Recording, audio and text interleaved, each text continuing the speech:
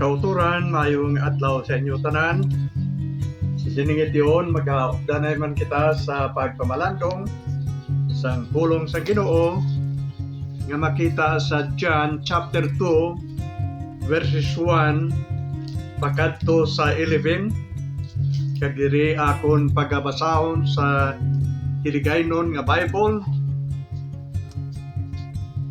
Sang makaligad ang duha ka adlaw, may ginhiwat nga kasal sa Kana sa Galilea.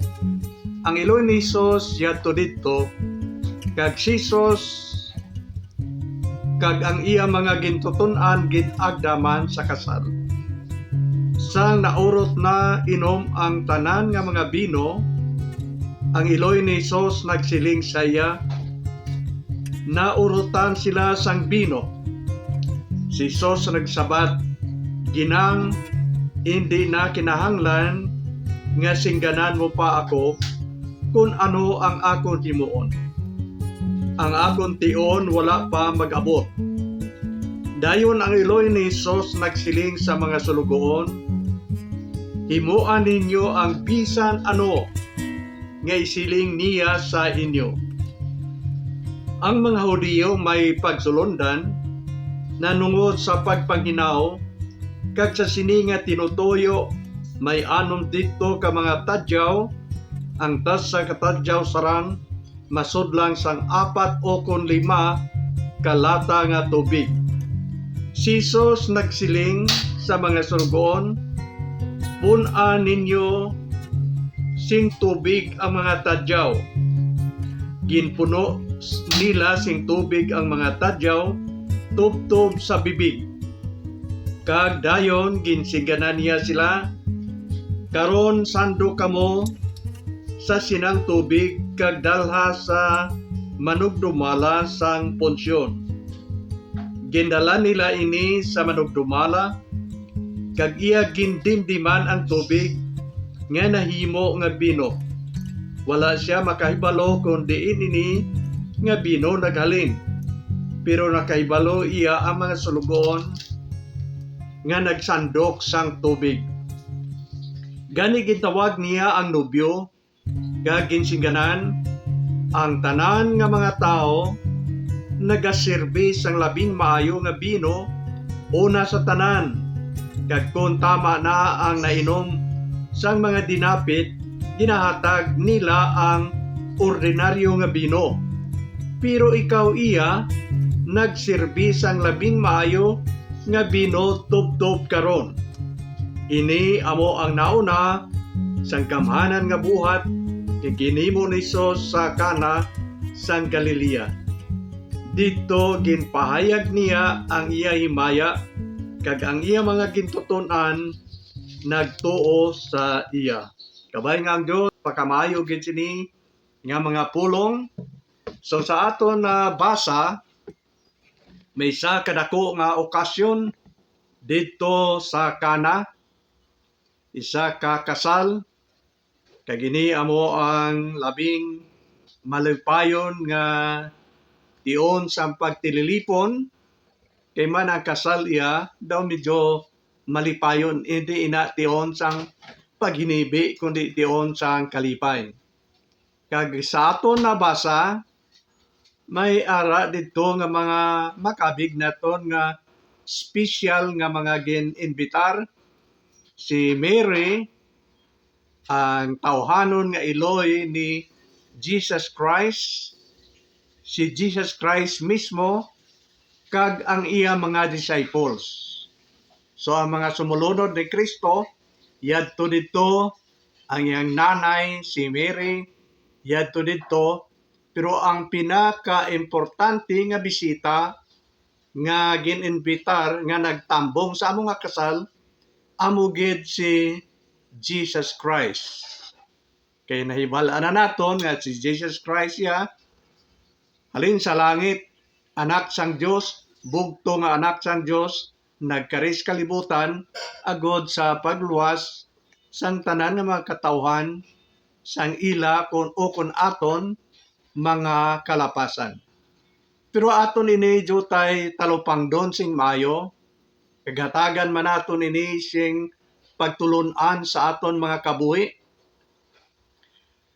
Kung pamangkuton ikaw sa mga espesyal nga okasyon sa inyo pagtililipon, ginainbitar man bala ninyo ang mga tao nga malapit sa Dios, katulad kay Mary, katulad sa mga disciples, labaw sa tanan, si Jesus Christ.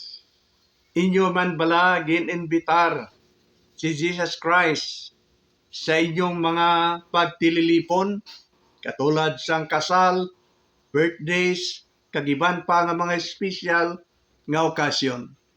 Nagakadapat nga bisan ano nga pagtililipon sa aton mga balay, iban pa nga mga places, dapat ang sentro sang aton mga pagtililipon amo si Jesus Christ.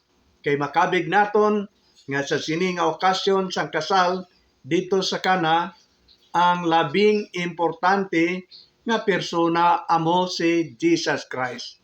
Kag dapat aton manana talupang don. Kung kaysa masubraan ta sa kalipay, panahon sang birthdays, iban pa nga pagtililipon, malipatan na naton ang labing importante nga persona nga amo si Kristo. Kag aton liwat suliton, agod mag-penetrate sa aton una-una, ang labing sentro sang aton kabuhi amo si Jesus Christ. Kay man ang Bible naton naghambal nga daan nga luwas kay Kristo wala kita sing sarang mahimo. Ang aton problema nga mga tao amo nga kung kaysa hindi naton madumduman si Kristo, siya daw wala labot sang mga hilikoton nga aton ginahimo. Kag daw ginabatyag naton nga mahimo man lang naton ang tanan nga butang bisan wala si Kristo. Hindi inaamo ang ginatudlo sang Bible sa aton. Dapat nga si Kristo ara permi sa sentro. Bisan anong ginahimo naton sa sining kalibutan, dapat si Kristo ara. Liwaton nakon ang Bible nagasiling, luwas sa iya wala kita sing sarang mahimo sa aton kaugalingon. Kung ang bugna Revelation chapter 3 verse 20 nagahambal sa aton, tanawa nagatindog ako sa puertahan. Kung may makabati sang akong tingog, dapat buksan niya ang puertahan. Kay siling sa ni Kristo, magasulod ako sa iya, magakaon ako upod siya, kag siya magakaon upod sa akon. Gusto ni Kristo nga magpakig-upod pirmi sa aton. Subuksan naton ang aton kabuhi, pasudlo naton siya ang sentro sang aton mga kabuhi, kay man siya ang importante bisan anong dalagan sa atong pagpangabuhi sa sining kalibutan, dapat yara si Kristo upod sa aton. Siya permi amo ang aton kaupod kag partner sa aton nga pagpangabuhi sa sining nga kalibutan. Sa munang unang aton pamandungan ang okasyon kasal dito sa kana, pero si Kristo ang importante nga persona yadto dito ilang gininbitar upod kay Mary ang iyang nanay kag ang mga disciples ni Jesus Christ. Pero bisan yadto didto ang mga taong makabig naton, malapit sa Dios, pero golpeada, may nag-abot nga problema sa amo nga kasal. Ano ang problema? Akong ginbasa sa versikulo 3 pagkadto sa 4, ang ilang problema amo nga naubosan sila sang bino, sang ilimnon. Naubos ang ilimnon sa amo nga kasal. Siguro tanaw naton ang background sini, kay man ang mga Hudiyo lain ilang padalagan sang kasal. Aton direya kung magkasal, tipo na lang sa aga, dason manyaga o kung panyapon man, kag pagkatapos sinapuli dayon. Ang ila iya sa mga Hudiyo, ang ilang mga kinaandan nga ginihimo, ang kasal nagalawig sang 7 ka adlaw, 1 ka semana. Grabe nga kan-anay. 7 ka adlaw nga kan-anay kag inom. So ang preparasyon sini tama kalawig nga preparasyon. May plano. Bisan ano pa katahom sa ila plano, mayara gyapon nga masiling naton nga shortcomings kay wala nila ginapaabot nga mag-abot ini nga problema nga maubusan sila sang ilimnon. Kung kaysa ginahuna-huna ani sa mga tao nga para inom kag para hubog. Siling nila si Kristo dito sa kasal, kay man sa sini kasal si Kristo among naghimo sang dako nga milagro. Siya naghimo sang bino kag nagpadayo ng kasal, ginagamit ni sa mga tao nga para hubog. Di nila si Kristo naghimo man bino kag ginpainom. Aton dumdumon sa sini nga kasal, ginmit lang na nakon kaina nga mga isa ni kasimana kay man amo na iya ang kinaugali sa mga Jewish nga mga tao kay background ni siniti mga Hudiyo. Sa isa ka semana wala gid iya na meet lang diri sa amo nga porsyon sang Bible nga may isa ka tawo nga nahubog. Hindi naton iya magamit nga si Kristo nagahatag man si bino agud nga magpahubog ang mga tao. Ang gintawag diri nga wine halin niya sa ubas, sa grapes. Amo na ang wine nga ginahambal diri. So hindi niya maisog nga wine nga kung imnon mo gamaoy ang tao. So hindi naton ni magamit nga i-justify naton nga magparainom kita kay Kristo naghatag man sang bino. Dumdumo naton nga wala sinahubog diri bisan isa ka tao. So may problema. Naubusan sila sang ilimnon. Ato na lang ikumparar para mapos pag-intindi sa aton. Ang aton usual nga ginahimo panahon sa kasal, may mga soft drink kita o kon mga Diyos nga ginapainom. So naubusan sila soft drink, wala na. Kag isa ini ka makahuluya kay man kasal ni siya. Puro parehas man ni sa aton kung ang preparasyon sang kasal ma-short, maubos, daw medyo makahuluya ini sa tagbalay. Ilabi na gid sa ginkasal. Sa bana, nagakahulugan ini nga ang bana hindi sarang makasagod siyang asawa kag panimalay. Kaysa kasal pala nga daan, na short na, wala na, naubusan na, wala na sing ibuga. So hindi siya sarang makapangulo, makasagod siyang pamilya, kay man hindi niya kaya. Amo ining makahuluya sa amo nga sitwasyon sa sini nga panahon. So may problema. Sa aton pagpangabuhi sini nga kalibutan, aton man diri hatagan sang pagtulunan, tanan kita nga may mga problema. Bason bisan anon pa naton plano sa aton pagpangabuhi agod nga magdalagan sing maayo, may ara gid diya nga wala naton ginapaabot nga problema nga magaabot sa aton. So ang problema magaabot nga wala naton ginapaabot. So ang hambal sa Bible kagini makita sa Salmo 55:22, siling niya, aton itugyan ang tanan naton nga mga problema sa Ginoo kay siya magabulig sa aton. May problema, yes, no question about that, pero may Diyos kita nga sarang makabulig sang bisan ano nga problema nga magaabot sa aton mga kabuhi. Pero ibrastar naton sing subong sini. May mga tao nga siling naton ang ilang kabuhi daw malayo may iya sa Ginoo. Ato na lang sing ganon nga daw ay man gani ang iba nagapati nga may Dios ang kalibutan.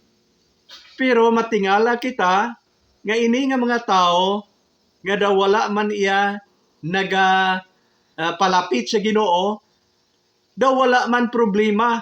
Madamo ang ilang pagkabutang, damo sila kwarta, damo pagkaon. Pero ang mga tao nga ginatan-aw naton nga daw malapit nga mga tao sa Dios o kon Dios nun nga mga tao, nga daw damo pagani sila iya problema.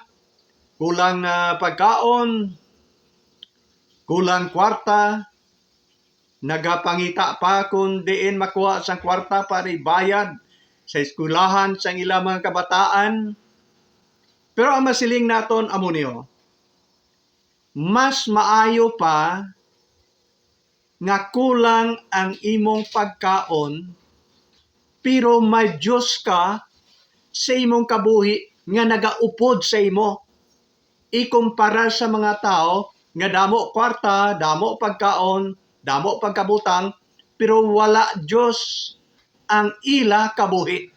Aton dondomondre nga sa siling nga kasal, ara si Kristo nagaupod sa ila.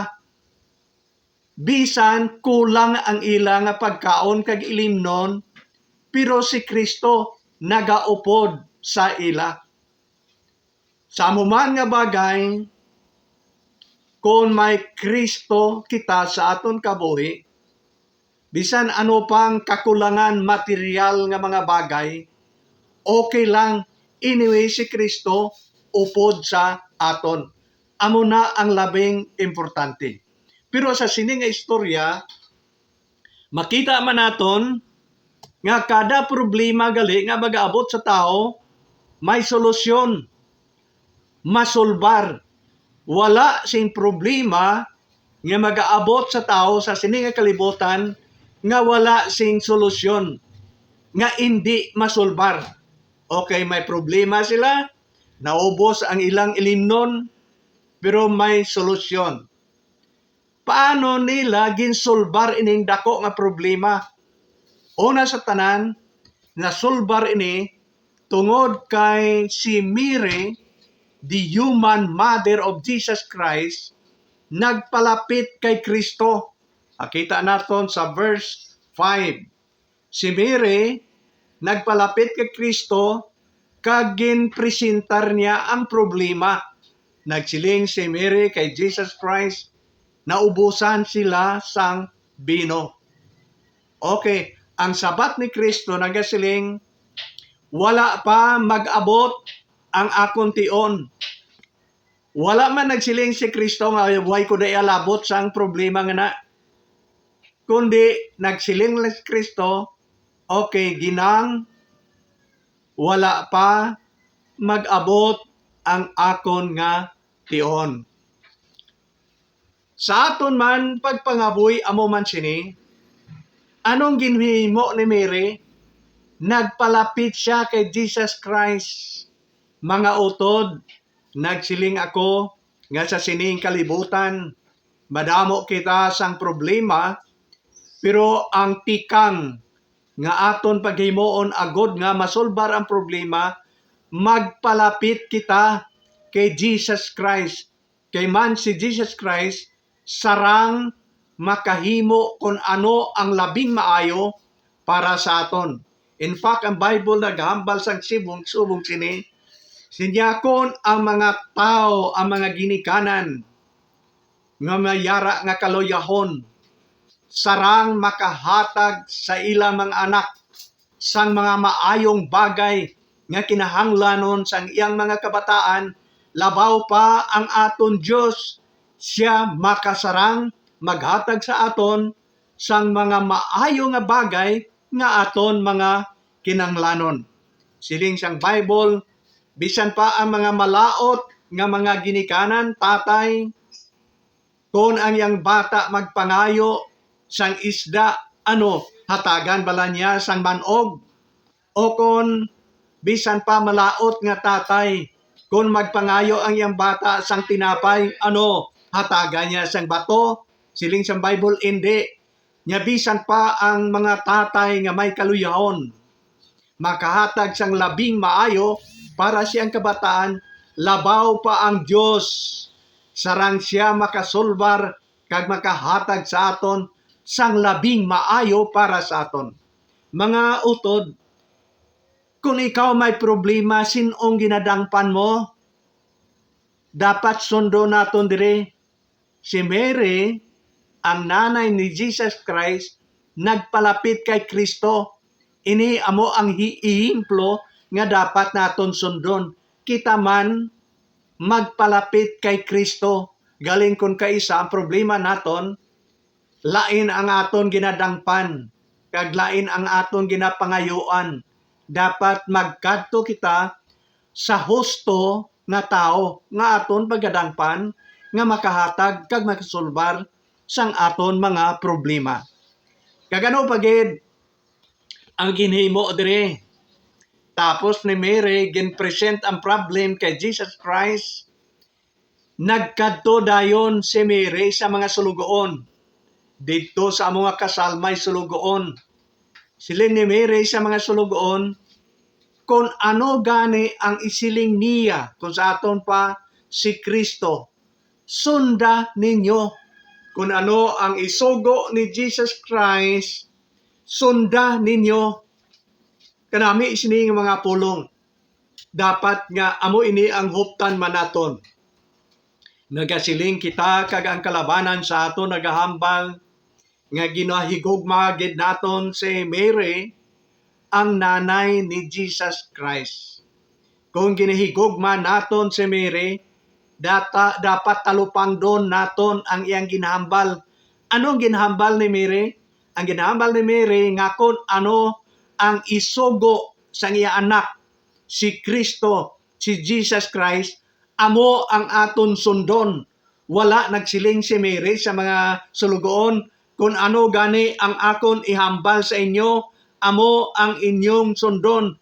Kita ginadala ni Mary didto kay Jesus Christ, kag ginasingganan niya kita nga kung ano ang ihambal ni Jesus Christ, ang iyang anak, amo ang aton sundon. Sundon naton si Kristo, siling ni Mary. So, kitang tanan nga nagahigugma kay Mary, dapat sundon naton siya, ang iyang ginsiling, nga kung ano ang isiling sa iyang anak, si Jesus Christ, amo ang aton sundon. Sa sining nga tion, mapatyagan naton nga si Mary iya, nagakilala nga si Kristo, anak sang Dios. Si Mary nagakilala nga si Kristo manuluwas. Si Mary nakahibalo nga si Kristo amo ang Mesiyas nga ginpadala sang Amay agod matigayon ang kaluwasan sang aton mga kabuhi. Hindi naton paghinuuna-unaon nga si Mary mismo amo ang manluluwas. Nagatudlo sa atag sa aton nga si Kristo amo ang manluluwas. Paagi siyang paghambal nga kung anong isiling ni Kristo amo ang aton sundon. Talupangdo naton ang John kapitulo 14 versikulo 6. Anong ginhambal ni Kristo? Okay? Akon nga sumpunan dua. Nagsiling si Mary kung anong ihambal ni Kristo amo ang sundon. Di sa John 14:6, anong hambal ni Kristo? Ang hambal ni Kristo amo ini.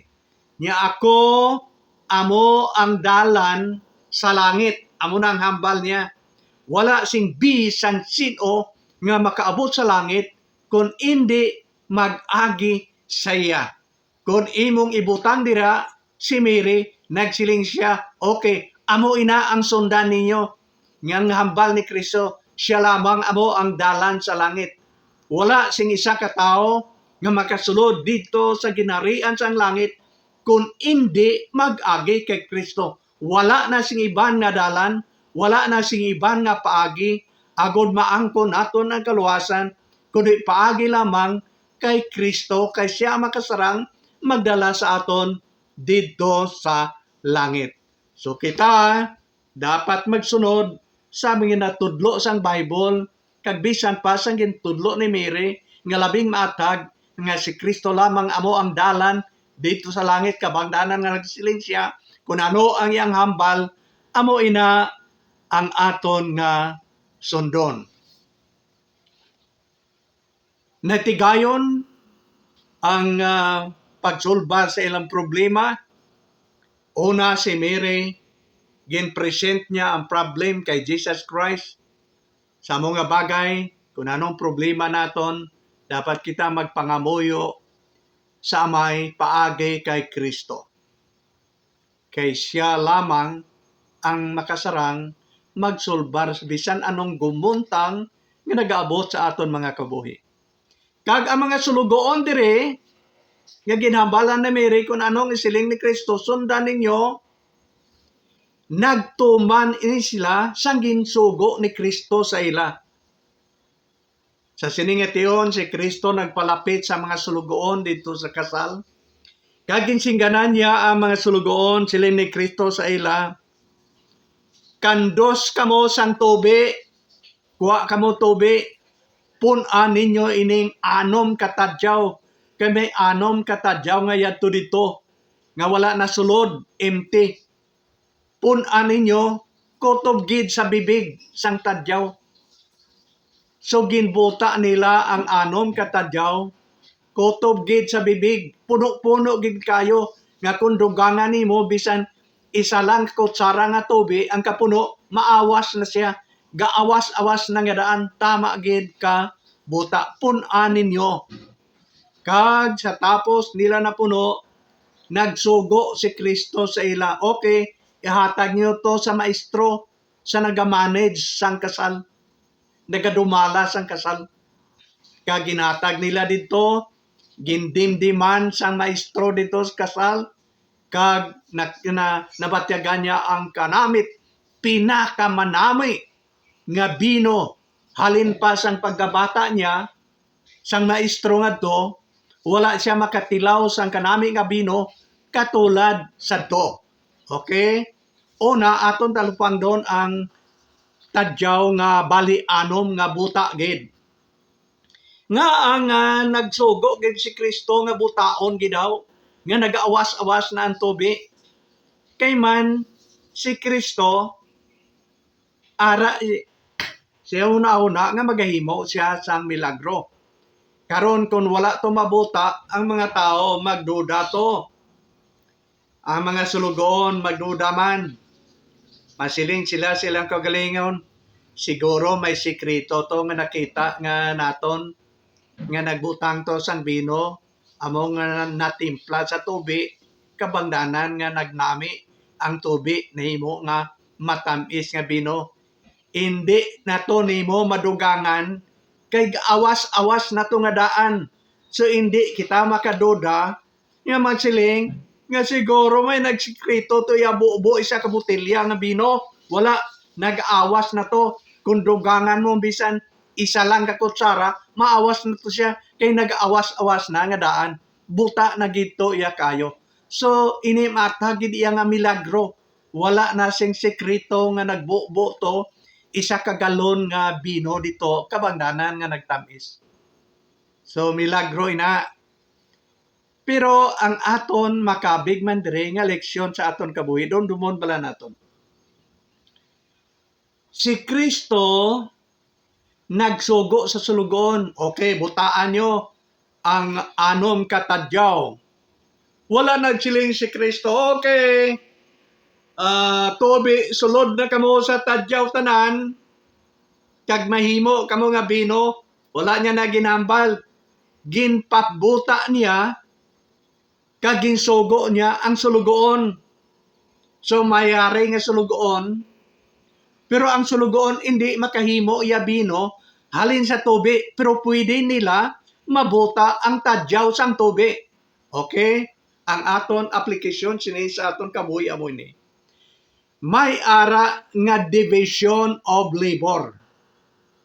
Pwede mahimo sang tao ang pagbuta, pagpuno sang tadyaw, punon nila tubi. Pero hindi nila mahimo ang tubi nga bino, hindi nila kaya. Mahimo lamang ina sang Dios. Mahimo lamang ina ni Kristo. Okay? So ang principle ng aton diri tan-awon amo ini, Mga utod, ginapahimo sang Dios sa aton ang kaya naton mahimo. Ang masarangan naton himuon, ginapahimo sang Dios sa aton. Pero ang hindi naton masarangan, amo ina ang ginahimo ni Kristo. Pananglitan, kung ikaw mangunguma, masarangan mo pag-arado sa imong uma, kaya nimo magpanggas, kaya nimo nga maghilamon sang imo uma, pero hindi mo kaya ang paghatag sang ulan, ang paghatag sang hangin, ang paghatag sang init agud magbunga ang imo tanom. Iya na inaya sang Dios ang imong bahin pag-arado, pagpanggas, paghilamon. Ang bahin na sang Dios agud magtubo pagpaulan, hangin kag paghatag sang init. Division of labor. Galing kung kaisang aton problema nga mga tao, ginapahimo naton sa Dios ang tanan, hasta ang mga bagay nga bagay naton himuon, ginapahimo naton sa Ginoo. Magpangamuyo kita, ginasugo pa naton ang Dios kung ano ang iyang himuon. Nahimo na naton nga sulugoon ang Dios, ang ginapaabot pirmi sang Dios, kag amo ini ang principle nga aton huptan nga kung ano ang aton masarangan, ginapahimo sang Dios sa aton, agud nga ang hindi naton mahimo, amo ina ang bagay nga iyang himuon. Sa katapusan, aton tanawon diri ang milagro. Ang milagro, amo nga ang tubi nahimo nga bino. Matamis nga bino. Gintilawan sang maestro, tapos sina ginhatag sa mga tao ang pinakamaayo nga bino sa kalibutan. Amo ini ang kamatuoran. Kung si Kristo magtandog sang aton mga kabuhi, pagiayhan sa pagpamati sa mga pulong sang Ginoo, matandog niya ang aton hunahuna kag aton mga balatyagon, ang aton mga kabuhi magaliso halin sa malain pagkadto sa maayo, katulad sang bino, katulad sang tubi nga nahimong bino. Ordinaryo nga tubi nangin matamis na. Susulito nakon kung ang aton kabuhi matandog sang pulong sang Ginoo kag ang balaan nga espiritu magapuyo sa aton kabuhi, kita ang labing maayo Diyos no na klase sa mga tao sa sining kalibutan. Nagsiling ang Bible 2 Corinthians chapter 5 verse 17, nagasiling siya, kung ang tao yara na kay Kristo, siya bag-o na nga tinuga, ang daan nagtaliwa na, kag tanawa ang bag-o nagabot. Tanawa sa sining nga milagro, ang tubi nga ordinaryo nagkambyo, nagbag-o na, nagnami na. Ang pagpatahom sang aton kabuhi, amo nga dapat ang aton kabuhi yara kay Kristo. Hindi ka makasarang magbag-o sa imong kabuhi. Ang makasarang lamang sina sa pagbag-o amo si Kristo, katulad sang tubi nga ang mga katawan dito hindi makahimo sang bino halin sa tubi. Si Kristo gid lang sa amo nga bagay ang makapatahom sang aton kabuhi, si Ginoong Hesukristo gid lang. So ubahon naton ang mga malaot, isuklob naton ang Dios no nakabuhi, kag maglakat kita ayon sa kabubuton sang Ginoo. Kabay nga sa aton kabuhi si Kristo ara.